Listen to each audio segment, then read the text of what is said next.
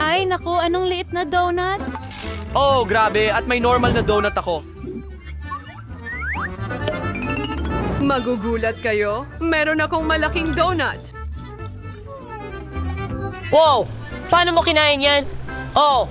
Magsisimula na ako. Hindi ako masyadong sinuwerte, pero masarap pa rin. Tapos na ako. Ted, ikaw naman.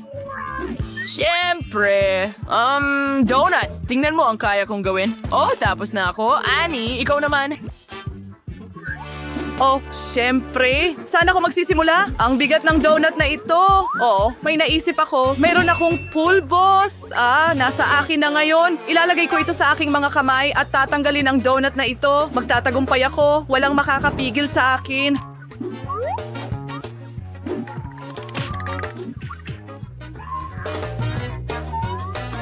Sige na, Annie. Naniniwala kami sa'yo. Oh, hindi! Hindi isang paru-paro. Oh, nahuhulog ako. Iligtas mo ako. Oh, ayos ka lang ba? Oh, ayos lang ako. Ano ito? May maliit na naman ako. At mayroon akong normal na marshmallow. At mayroon akong malaking marshmallow. Gusto ko na itong kainin. Nancy, magsisimula ka ba? Oo, syempre gagawin ko. Oh, may naisip ako, isang maliit na kusina para sa maliit na marshmallow. Ngayon, lulutuin ko ito mismo sa kalan. Kailangan na lang maghintay. Oh, ano? Oh, hindi! Ang marshmallow ko! Oh, nasunog ito! Nancy, pero nagpamanicure ka. Sige, kakainin ko ito, itong sunog. Nako, ang sama ng amoy ng sunog. Oh, tigilan mo na ang pagtawa. Sige, Ted. Annie, ikaw. Walang problema. Mayroon akong karaniwang marshmallow. Ilalagay ko ito sa isang skewer at paiinitin ng kaunti. Pagkatapos ay magkakaroon ako ng napakasarap na marshmallow. Handa na. Subukan natin ito. Ang sarap. Ngayon, lumipat na tayo kay Ted. Oh, salamat, Ann. I-brown natin itong marshmallow. Hindi sapat ang apoy na ito. Oh, magandang ideya. Isang segundo, mga babae. Bumalik ako na may flamethrower. Ngayon susubukan kong iprito ito.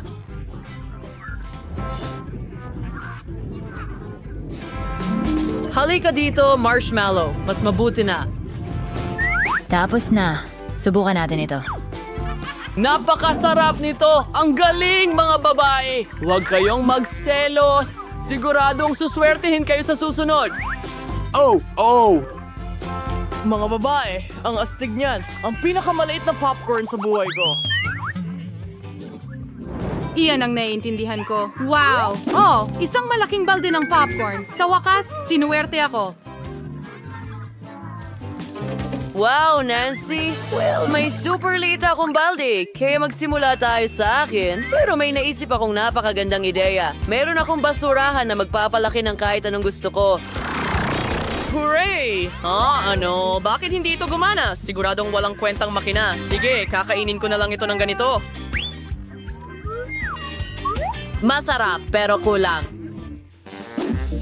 Sa wakas, makakain ko na ito. Ilang taon na akong naglalaro ng basketball at itatapon ko lahat ng popcorn sa bibig ko. Ang bilis ko talaga. Sino ang talagang mabilis?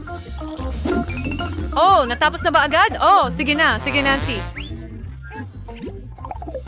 Hooray! Nang may kasiyahan, nagugutom na ako. Ibubuhos ko lahat ng popcorn sa sarili ko. Oh, hindi ako magbabahagi. Huwag mo nang itanong. Tingnan mo yan. Anong biyaya? Ano? Oh, ubos na. Hindi. Oh.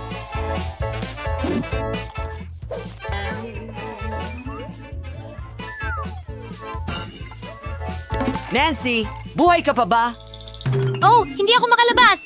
Oh, kailangan niya ng tulong. At may dala akong makakatulong sa atin. Isang kutsilyo. Gagamitin natin ito para palayain si Nancy. Oh, naririnig ko ang tunog ng kalayaan. Huray! Salamat, tatay. At ano ito? Hindi ko alam kung sapat na ito para sa almusal. Well, ang pinakamalaking burger at nasa akin ito. Oh, malas ako. Sige, kakainin ko ito. Pero paano? Oh, isang ideya. Mayroon akong mga kahoy na patpat. Alam mo ba kung para saan? Sasabihin ko sa iyo ang lahat ngayon. Kailangan ko ng pakete ng Kinder, isang goma, at mga patpat na kahoy. Oo. Ngayon, kailangan nating ilagay ang burger dito. Pagkatapos, tumakbo. Ang mahalaga ay mahuli ito sa tamang oras. Nahuli ko na. Huray! Nahuli ko na. Maliit, pero napakasarap. Nancy, ikaw naman. Siyempre, sobrang gutom na ako. Kakainin ko itong burger ng sobrang bilis ngayon. Ang sarap nito, mga kaibigan. Nancy, ang iyong gana. Oh, totoo ito. Pero Nancy, may bigote at balbas ka sa mukha mo. Ako ay nakakatawa. Sino ang susunod? Oh, ako na ang susunod. Meron akong malaking burger. Oo. Paano ko ito kakainin though? Hindi iyon. May naisip ako. Ngayon, aalalahanin ko ang ilang klase sa boxing at kakainin ko itong burger. Bakit mo sinasaktan ng burger? Akala ko wala kang ginawa. Ginagawa ko ito para sa kaginhawaan. Oo. Tingnan mo kung gaano kadali ito ngayon. Ano ito? Nakakuha ba ako ng maliit na pizza? At ako ay may normal na pizza. Mayroon akong napakalaking pizza. Ito ang pinakamalaking pizza sa mundo. Ang swerte ko. Huray! At ikaw, may maliit kang pizza. Okay. Ang galing. Oh, yeah. Ang sarap nun, talaga. Ang liit. At magpapatuloy ako. Pizza. Ang galing mo. Oh, paano humahaba ang keso na ito?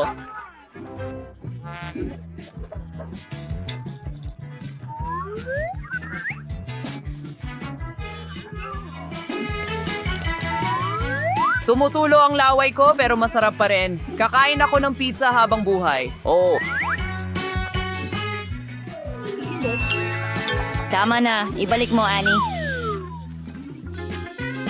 Siyempre, kainin mo. Oo, naiinggit ka. May naisip ako. Pagsasama-samahin ko lahat ng piraso para makain ko ang buong pizza ng sabay-sabay. O mas masarap pala ito sa ganitong paraan. Kadiri, Ted. Nancy, simulan mo. Oo. Nagsisimula na ako. Kumain siya ng napakasarap kaya gusto ko rin. Oo. Ang sarap. Sobrang saya ko. Hindi ako makapigil. Naku, Nancy, ayos ka lang ba? Ayos lang ako. Napagtanto ko lang na talagang tagahanga ako ng pizza. Oo. Natatakpan ako ng pepperoni. Hindi dapat masayang ang mga ito. Nancy, buntis ka ba sa pizza? Ano ang pinagtatawanan mo? Ang tiyan ko. Annie, tulungan mo ako. Susubukan ko pero hindi ako nangangako ng kahit ano. Tara, mag-jogging tayo. Oh, Nancy. Oh. Mayroon akong pampasigla para sa'yo, pizza. Halika na, Nancy. Gusto mo ba ito? Tumalon. Abutin mo tong piraso. Habulin mo. Tumakbo para sa pizza. Halika na. Oh, tingnan mo ako. Nancy, perfecto ka. Salamat, tatay. Alam ko na rin. Magaling ka rin. Nagustuhan mo ba ang... Oo. Wow, ano itong lugar na ito? Isang bagong hamon? Malalaman natin ngayon. Wow, ito ay bote ng pinakamasarap na apple ng Coca-Cola. Ang swerte ni Anne. Oh, hindi na ako makapaghintay na subukan ito. Ito ang paborito kong inumin. Alisin ang takip at subukan natin. Ang sarap. Oo, isang bote lang ay hindi sapat para sa akin. Oh, sandali. Paumanhin, Mary, pero hindi ko mapigilan ang sarili ko. Oo, kaya mas mabuti na huminto sa isang bote. Sige, hindi na ito mauulit. Pasensya na.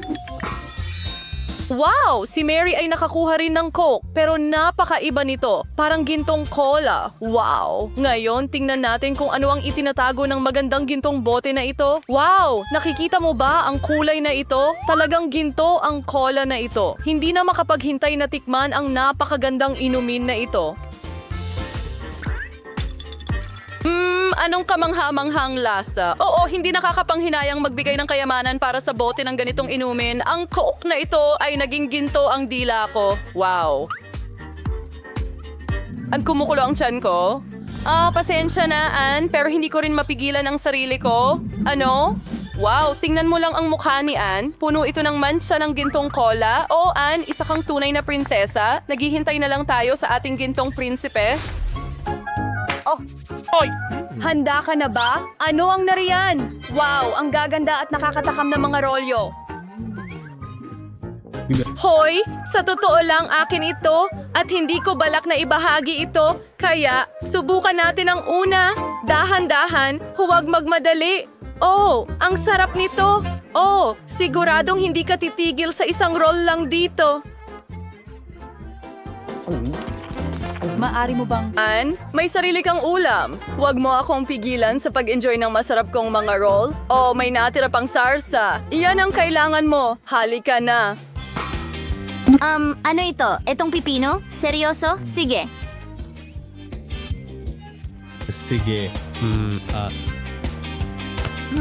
Isang ideya. Tanging isang tunay na master ng espada ang makakagawa ng ganitong gawain. Sige, tara na. Kia.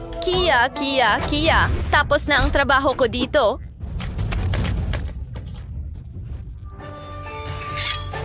Uy, ayos ka lang ba, Mary? Oops, sa totoo lang, maganda ang mga pipino para sa balat. Sige, oras na para gawin ko ang aking putahe. Kumuha tayo ng kaunting kanin, i-roll natin ito ng ganito.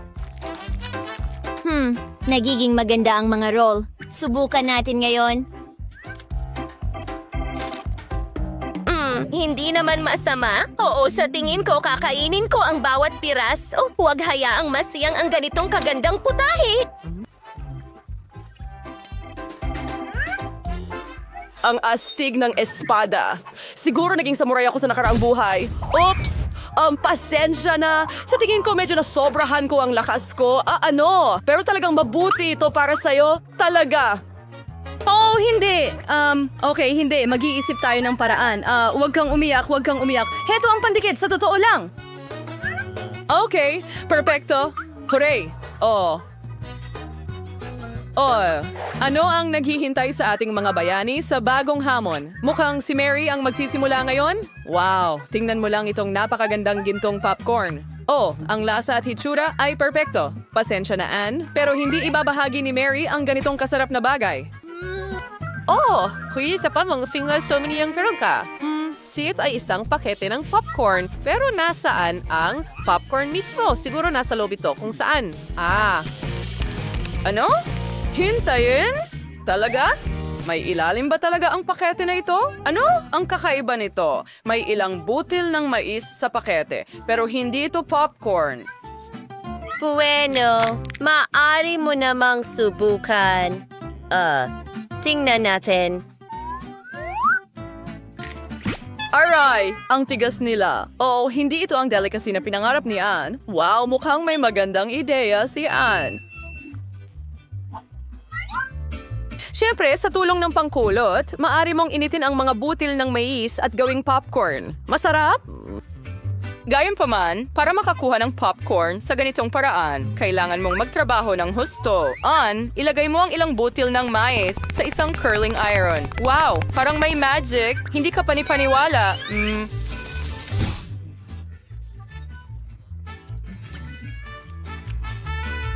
Wow.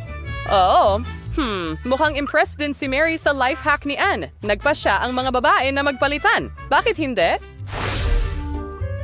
Well, oras na para magbilang. Talaga? Wow, ang ganda ng gintong cake. At ang laki nito. Pasensya na, Anne, pero hindi pa sa akin ang swerte ngayon.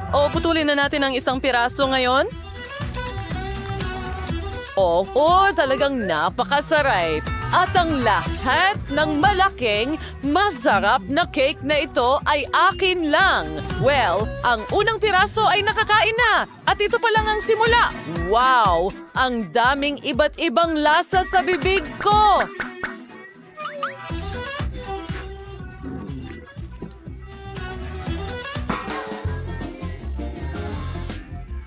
Wow! Ito ang mga candy ko dito. Magsisimula ako sa tsokolate. Mahilig ako sa tsokolate, pero bakit kakain lang ng tsokolate kung makakagawa ka ng masarap na sandwich mula sa tsokolate na waffles at marmalade bears na ganyan? Ang sarap tingnan. Kaya ang unang kagat. Talagang hindi ka panipaniwala. Ang sarap! Wow! Oh, may natitira pa.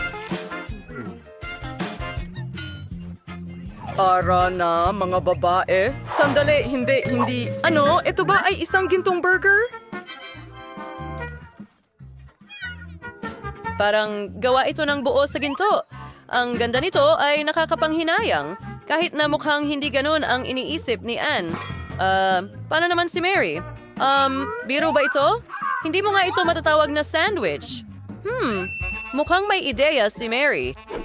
Ano ang ginagawa niya? Well, gumawa si Mary ng maliit na cute na burger. Ngayon malalaman natin kung ano ang lasa nito. Sige.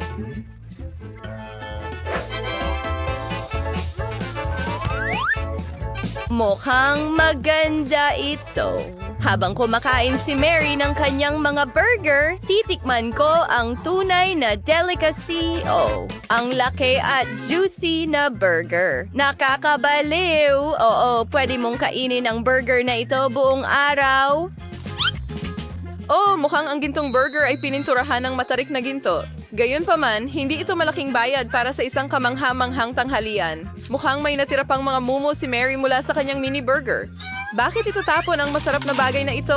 Ayan na, matagumpay na nalampasan ng ating mga bida ang susunod na hamon.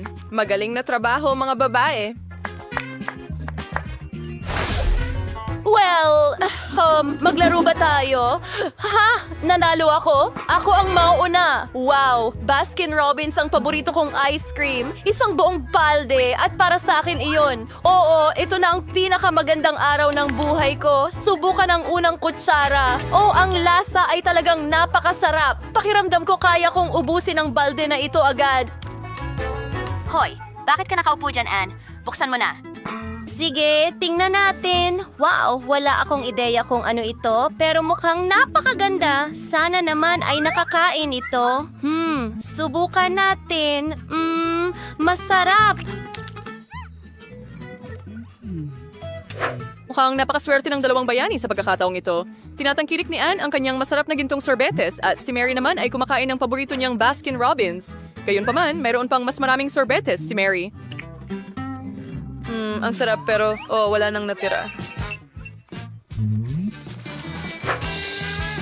Gayunpaman, sapagkat siyong ito ay handi na talaga siyang magbahagi sa isang kaibigan. Anong masarap na mukha? Nagustuhan mo ba ang video? Ibahagi